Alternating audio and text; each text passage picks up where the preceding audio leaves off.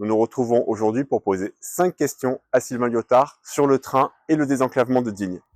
Bonjour Sylvain.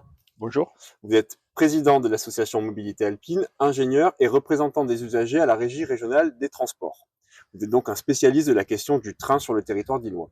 Première question qui nous est souvent posée, quel est le coût de la réactivation de la ligne SNCF Digne-Saint-Auban ? Le coût de la réactivation est estimé aux environs de 30 millions d'euros. On pourrait discuter 34 par une contre-étude de 2014, 36 d'après certains chiffres, 22 d'après d'autres. Donc, or actuellement, la plupart des chiffres donnés dans le cadre des études montent jusqu'à 206 millions d'euros, sans raison réelle, sans justificatif, sans éléments, sans DQE, sans études réelles. C'est-à-dire que les 5 études qui ont été financées à l'heure actuelle annoncent des chiffres, mais ne les démontrent pas, alors que nous, on a démontré les chiffres et on les a comparés aux autres régions, où on est en moyenne à 1,6 million d'euros du kilomètre. Faites le calcul, 22 km fois 1,6 million d'euros, vous allez retrouver nos chiffres. Deuxième question, Sylvain. Aurait-on déjà pu réactiver la ligne SNCF Digne-Saint-Auban ? La ligne aurait déjà pu être réactivée effectivement. En 2014, la région a délibéré pour le transfert de la ligne donc à la région et proposé la réactivation. Cette proposition a été faite à la majorité actuelle en 2014, qui a été refusée au bénéfice du projet routier, a priori. Donc là, comme vous le voyez, les trains ne circulent pas alors qu'ils auraient pu circuler dès 2018 sur cette ligne. Question suivante. Quelle serait l'offre de service sur cette ligne et quel serait le prix pour les usagers ? L'offre de service n'est pas sur Digne-Saint-Auban, mais bien sur Digne, quasiment Cadarache et Digne-Laragne, au nord de Sisteron. On parle d'une colonne vertébrale avec 25 allers-retours jour, en train ou en tram-train, et sur lequel, sur chaque halte et chaque gare, viennent se greffer des navettes et des bus pour permettre le rayonnement vers les villages et vers les différents quartiers, plus les modes doux et les vélos. Pour le coût, on a estimé qu'un coût de 49 € par mois en abonnement qui comprend tout, le train, le bus, le vélo, permettrait de couvrir à peu près jusqu'à 40% du coût de revient, et donc permettrait d'offrir une vraie alternative, sachant que les gens dépensent actuellement plus de 20 millions d'euros entre Digne et Malijai ou entre La Brianne et Manosque. Donc imaginez les économies qui pourraient être générées et donc le gain pour la population.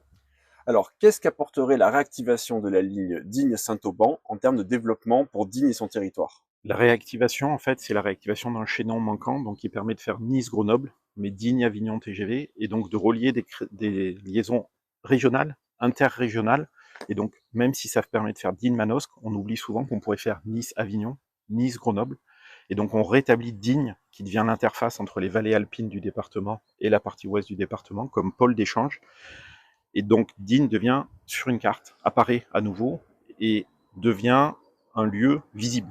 Ce qui change énormément de choses pour un territoire. On l'a vu ces dernières années, la disparition de Digne des cartes SNCF et des billets SNCF a, à mon avis, eu des conséquences, ne serait-ce que sur le tourisme ou la fréquentation touristique. Alors Sylvain, dernière question, et c'est une question qu'on me pose très souvent quand on parle de la réactivation de la ligne Digne-Saint-Auban. Est-il encore possible que le train traverse l'usine Arkema ?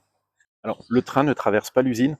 La voie ferrée est bien antérieure à l'usine, premier point. Deuxième point, la ligne n'a jamais été neutralisée dans le périmètre de l'usine. Elle est neutralisée dans le plan de l'escale.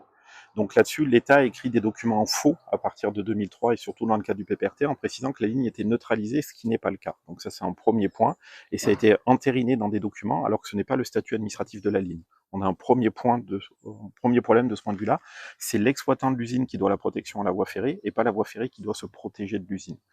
Le deuxième point, qui est relativement important aussi, c'est que si on fait une étude chimique, le CVM est un gaz lourd qui est situé, le bas des cuves est à 65 mètres et 12 mètres plus bas que la voie ferrée. Donc si jamais le CVM venait à fuir, il descendrait et il coulerait dans la Durance, comme on l'a vu lors des derniers incidents d'ailleurs qui sont passés dans la partie nord de l'usine.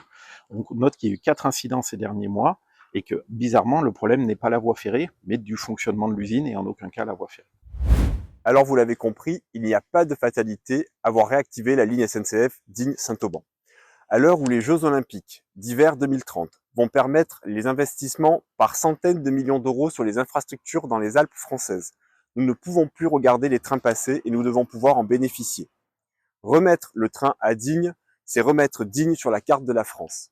Avec le groupe Toujours Digne, nous avons pris position pour la réactivation de la ligne SNCF Digne-Saint-Auban depuis longtemps et nous ne sommes pas les seuls, fort heureusement. Choisir le train, c'est plus qu'un choix politique, c'est un choix de société. Vous pouvez liker, partager et commenter cette vidéo et je vous dis à bientôt.